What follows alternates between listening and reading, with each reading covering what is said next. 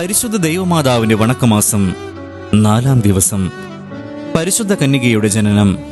പരിശുദ്ധ കന്യകാമറിയത്തിന്റെ മാതാപിതാക്കന്മാർ വിശുദ്ധ യോവാക്കീമും വിശുദ്ധ അന്നായുമാണെന്ന് പരമ്പരാഗതമായി വിശ്വസിച്ചു വരുന്നു. വിശുദ്ധ യോവാക്കീമും അന്നയും സന്താന സൗഭാഗ്യമില്ലാതെ വളരെ കാലം ദുഃഖാർത്തരായി ജീവിച്ചവരായിരുന്നു. ഒരു സന്താനം ലഭിക്കുന്ന പക്ഷം അതിനെ ദൈവത്തിന് സമർപ്പിക്കുന്നതാണെന്ന് അവർ നേരത്തെ തന്നെ വാഗ്ദാനം ചെയ്തു. അവരുടെ ദീർഘകാലത്തെ ഉപവാസത്തിലും പ്രാർത്ഥനയിലും സംപ്രീതനായി ദൈവം അവർക്ക് സന്താന സൗഭാഗ്യം നൽകി.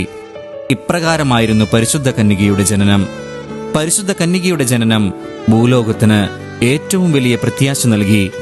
അവളുടെ ജനനത്തോടു കൂടി പരിത്രാണ കർമ്മം ഔദ്യോഗികമായി ഉദ്ഘാടനം ചെയ്യപ്പെട്ടു. അന്ന് സ്വർഗവാസികളും സന്തോഷിച്ചു. പിതാവായി ദൈവത്തിന്റെ പ്രിയപ്പെട്ട മകളും സുതനായി ദൈവത്തിന്റെ മാതാവും പരിശുദ്ധാത്മാവിന്റെ മണവാട്ടിയുമാണവൾ.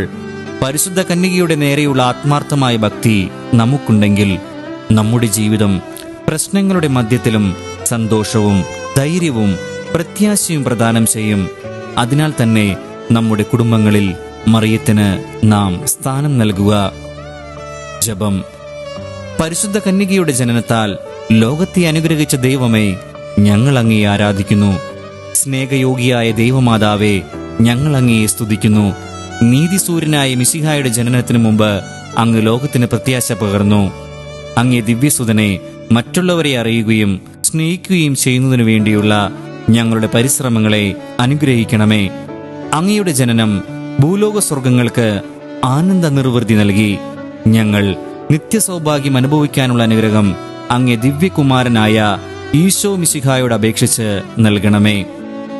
സുഹൃത് ജപം. ഉദയനക്ഷത്രമായ പരിശുദ്ധ മറിയമേ, ഞങ്ങളുടെ ജീവിതം പ്രത്യാശപൂർണമാക്കണമേ. ഉദയനക്ഷത്രമായ പരിശുദ്ധ മറിയമേ, ഞങ്ങളുടെ ജീവിതം പ്രത്യാശപൂർണമാക്കണമേ. ഉദയനക്ഷത്രമായ പരിശുദ്ധ മറിയമേ, ഞങ്ങളുടെ ജീവിതം പ്രത്യാശപൂർണമാക്കണമേ.